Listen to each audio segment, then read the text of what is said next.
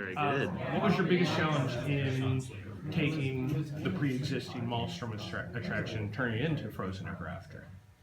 Um, Really, it was kind of thinking about how do we tell that story within that space, and it all started with Let It Go. It's the most iconic moment of the film, really, and so how do you work with that in it? And so that was our starting point for the whole ride, and knowing where we wanted to put that, and then fleshing out that story around that moment to kind of give a reason as she does her ice magic and she's kind of sending you through the castle or palace rather. That becomes a key part, and that's what everything came from. So you kind of started in the middle of the attraction, worked your way out. Yeah, which doesn't sound logical, and isn't always how is it done, but that was what provided it for us there. We knew we wanted that moment, and then that started leading us to let's look at the story a little bit differently. Let's do this happily ever after story. It takes place about a year after the film, and so we could really celebrate everything that was Frozen, but do it in a new way with new takes on the music and songs, but give all those same moments that people love.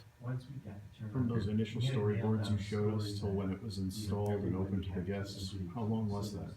Well, as the film was coming out, it really started to serve as inspiration for us, and the blockbuster that it became. You can never fully predict those things, so that's when we really started looking at things and started bringing it to life within WDI and start thinking, what do we do? How do we do this? And that is where we got Frozen Ever After and also the Royal Summer House and trying to give Anna and Elsa that home they deserve here at Walt Disney World.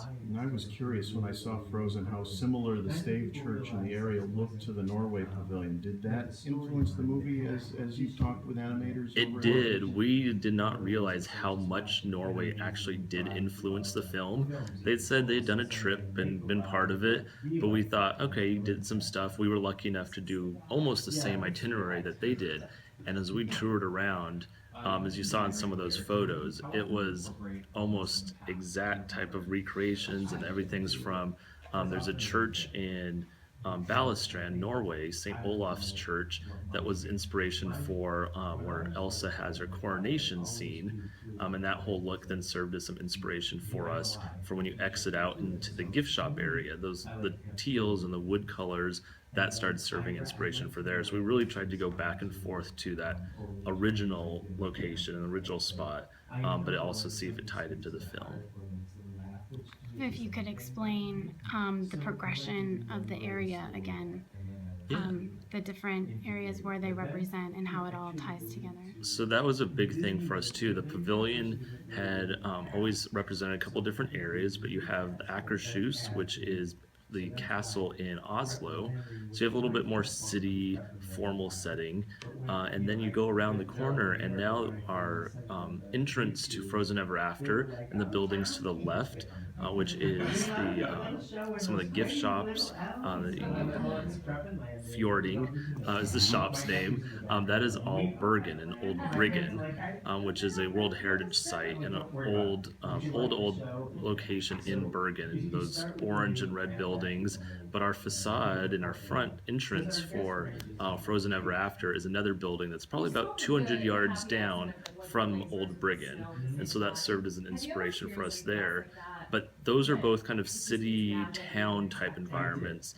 The Stave Church starts to go a little more countryside, but that one is actually located in Oslo currently. We wanted to go more countryside. It helped with our story of Anna and Elsa and their summer cabin, but this also then gave us another interpretation of Norway as a culture. And so going up to Trondheim and Oppdal, where the cabin was originally built, provided us that. So just a different visual aesthetic, a different cultural story, and different physical representation.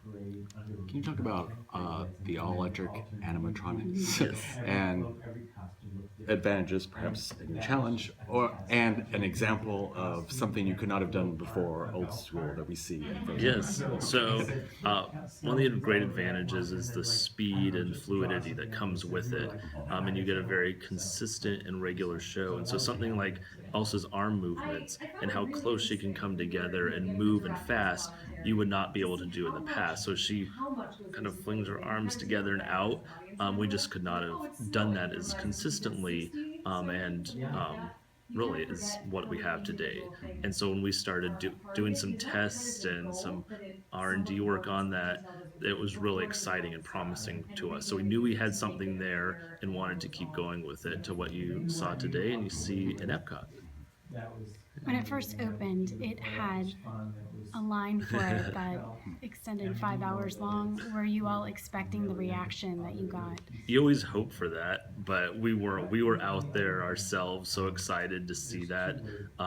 We were out taking pictures and filming ourselves and kind of pinching ourselves because you get, as anyone knows, I'm sure all of you guys know too, you get kind of wrapped up in doing your day-to-days, and Right. we're building the project, and so as we stepped back and got to see everyone enjoy it and be part of it, it was really humbling and exciting to see that excitement that was there opening day. Kind of gives me goosebumps thinking about it. The rockwork in front of the summer house you were describing, is that being from Maelstrom or inspired by Maelstrom? So it's a little bit of both, actually. So we were able to take some of the rune stones that we had inside the Viking scene and older, that's more Viking age. And there's actually some pre-Viking age carvings that were at the beginning of the lift hill, and take a lot of those patterns and designs and put those on our rune stones outside.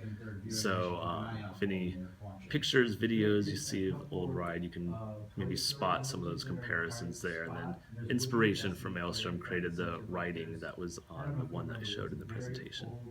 And I think we're probably going to ask the same one. Oh, I don't know. Go ahead. Was there anything else from Maelstrom that transferred over to Frozen Ever After? So our little puffins are something that's come over. And then we have over at the Royal Summer House a tapestry that is inspired by that Jason Grant actually designed for us. And so that really pays tribute to everything that was in that ride, and something that was fun for us, but fit also the look and the design of the tapestries that came straight out of the film. Yeah. Now, I know in the beginning I was there opening day, and then went about a month later, and there were more enhancements that had taken place since the very beginning. Are there more tweaks and enhancements underway, or are you all pretty happy now? with We're where pretty things happy are? where things are right now. Okay. Like anything, you'll continue to see little tweaks and adjustments, but we're pretty set with what we have there and happy with it.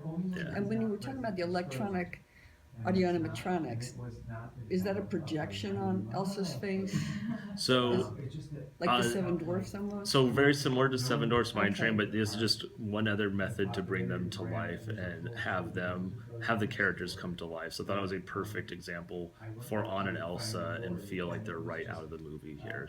But yeah, all electric figures. Yeah. And is that going to be the new WDI standard moving forward, or is it something you guys are kind of still playing with, the electric figures? Every project has different requirements and needs, and so I think we'll take it on a case-by-case basis. But this definitely kind of represents where we'd like to go and continue to see. And personally, I would love to do that on any other projects I'm lucky enough to build audio animatronics for. They look amazing. They do. Watching that, and then kind of comparing it to the Wicked Witch, which was always the gold standard in great movie ride. Watching the movements is so fluid for Anna and Elsa compared to that, which is still amazing. Yeah, when we first were watching them and we were building them, we thought that it looked like someone was in costume doing it. When we saw videos, if you didn't see it in person, it's still in person is amazing, but if you saw a video, you thought, is there someone in that, or is that actually an audio animatronic figure? So that was, we thought we'd kind of pass the test if we were questioning if it was a person or not. I was curious about the facade. One of the last things I was passing by many times as it was being built, and one of the last things installed is that little representation of Hans, I think it is, on the outside, and was wondering if that was inspired by something in Norway, or there's... So yes, we have a little nod to Kristoff out in front of the Kristoff. on top. So he has his little ice carving tools, and it talks about Brigand Street. I'm going to butcher the word, but cold storage. I'm going to say the English version.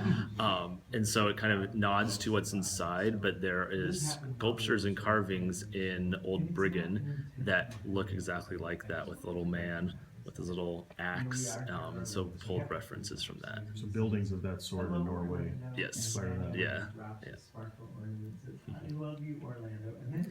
I just want to tell you that separate and apart from the whole Norway issue, I thought the attraction was unbelievable. Everybody on my boat opening day cheered and clapped, and it's a feel good, and you want to ride it again, and it brought back got very excited about the possibilities of the future, and you all did a marvelous job. I appreciate You really that. did. I mean, we wanted to create something that was really felt new and exciting, but was the classic Disney ride and just fun. And I think we see that too with guests that ride it and sing along. Exactly. And so it's fun for us to know that you're recognizing that and seeing that as well.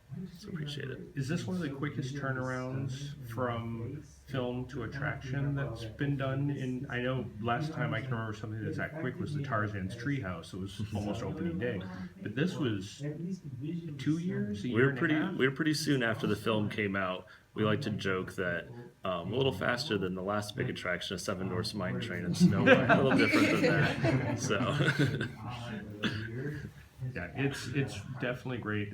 One of the things that I love is the PhotoPass implementation into it that most people still don't know where Yeah. it is, and seeing the pictures my friends take of they're like this or pointing or and seeing those photos is amazing. Yeah, so we thought, yeah, that flash goes off, and you have fireworks that go off as well, all right there together. So works. Thank you very much. Thank you Thank very you much. all. so much. Appreciate it. Yes.